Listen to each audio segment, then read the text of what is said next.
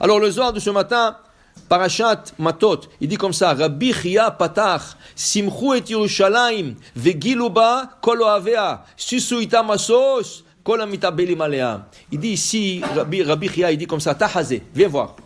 Quand le Beth Amikdash s'est détruit, c'est écrit qu'ils pouvaient même pas, les Goïm ne pouvaient même pas mettre le feu ne s'attrapait pas sur le mur.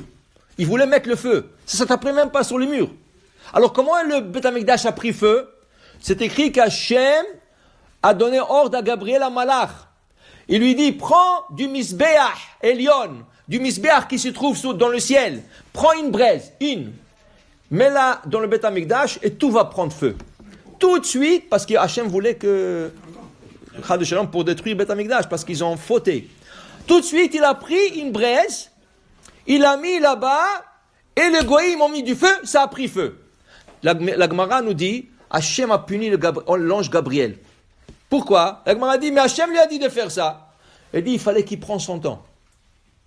Il fallait qu'il prenne son temps. Pourquoi? La Gemara nous explique qu'il y a des anges, les anges, quand ils parcourent le monde, il y a chaque ange, il le parcourt dans un temps différent. Par exemple, Michael, il peut parcourir le monde avec un seul vol. Un vol, il vole le monde. D'un côté du monde, à l'autre côté, un seul vol, il fait le monde. Raphaël, 2. Gabriel, 3. Eliaou en a vu 4. La Gemara explique. Ça veut dire qu'un ange, quand tu veux aller d'un côté du monde à l'autre, Michael, il peut aller un seul vol, faire le monde en entier, tout le tour. C'est quoi un monde? Le globe terrestre. La Terre. S'il veut tourner au monde en entier, ça lui prend un seul vol. Avec un seul vol, il va de l'autre côté. Raphaël, il doit s'arrêter. Il s'arrête et il reprend. Il se charge. Et ça, il s'arrête, il se reprend. Maintenant, Gabriel, il s'arrête 2 fois. Ça veut dire qu'il vole en 3 vols. Il s'arrête, 1, 2, et il vole. Pourquoi? Michael, c'est l'ange de bonnes annonces. Qui c'est qui a annoncé à Sarah Imenu qu'elle va tomber enceinte, qu'elle aura un bébé? Michael. Lui, pour annoncer du bien, Hachem lui a donné la force de parcourir le monde dans un seul vol. Tach. Raphaël, il va guérir des gens. Alors le gars, il a besoin de faire tchouva. Okay? Alors Hachem lui dit, tu t'arrêtes un peu et tu continues. Quand il fait tchouva, tu le guéris. Gabriel, c'est l'ange de la Gevura, de la rigueur. Alors la Gemara explique que la rigueur, on ne veut pas qu'elle arrive tout de suite. Alors Hachem, il lui donne à faire 2 stations. Ça veut dire 3 vols. 2 stations, 3 vols. Pourquoi?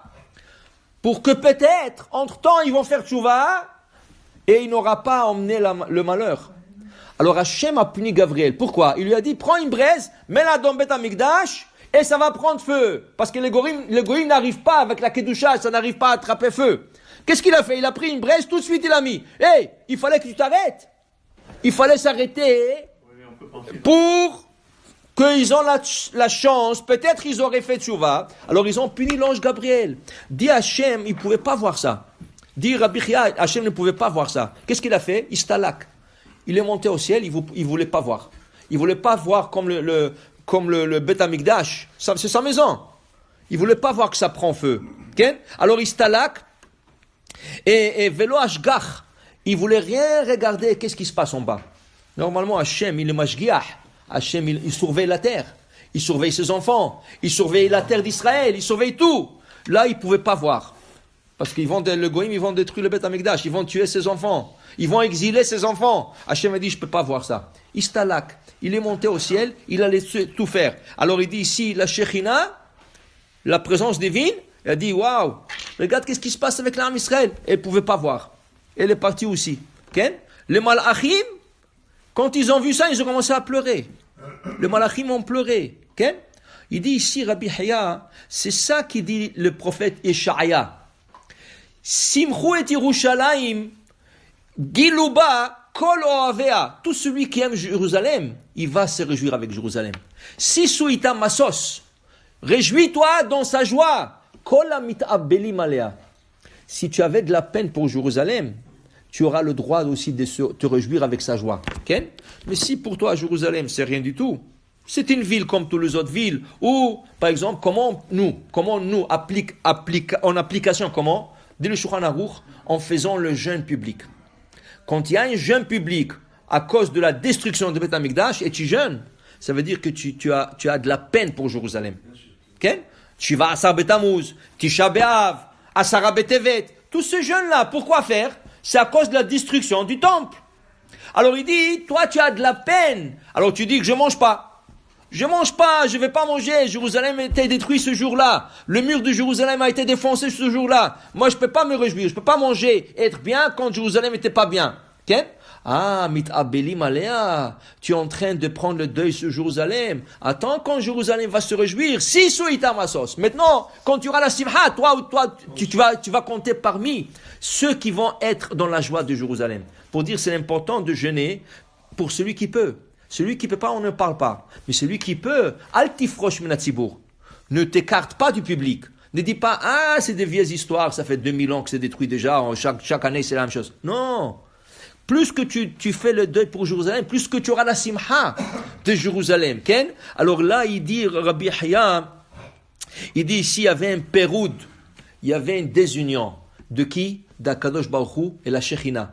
Akadosh Baruch Hu est parti, la Shekhinah est partie, et les enfants sont partis. Quand tu fais la prière, qu'est-ce que tu dis? Les Shem Yehud, Kucha Berichu Shrinte. Quand tu commences la prière, il y a les Shem Yehud. Qu'est-ce que c'est les Shem Yehud? Yehud, c'est les Ahed, unir. Je viens faire la prière de Shachrit, je viens pour faire la prière de Minha, je viens pour faire la prière d'Arvit. Pourquoi? Parce que je vais unir. Qui tu veux unir? Kucha Berichu ou Shrinte. Akadosh Baruch Hu et la Shekhinah. Que les deux se sont séparés un de l'autre en mode de la destruction. Bichuda Shelim. Un union complet. Beshem Kol Israël. Avec toi, en Israël. Alors tu es en train, avant de faire la prière, qu'est-ce que tu vas faire la prière? Qu'est-ce que tu vas dire dans la prière de l'Amida? Baruch Ata Hashem Boneh Yerushalayim. Ashiva shofetenu kavarishona. Retourne au juge comme était au début. Mekabetz nitcheamo Israël. Ramasse tous les exilés d'Israël. Toute la prière, elle va parler de Jérusalem aussi. Alors toi, tu dis, si je parle déjà de Jérusalem, j'espère qu'à travers ma prière, il y aura une Yehuda Shelim, il y aura une union complète entre Kucha Berichu ou Shrinte, Beshem Kol Israël, et avec tout l'Israël. Si le père, la mère et les enfants retournent à leur place, ça c'est le Yehud Shalem. Baruch Adonai Le'olam. Amen ve Amen.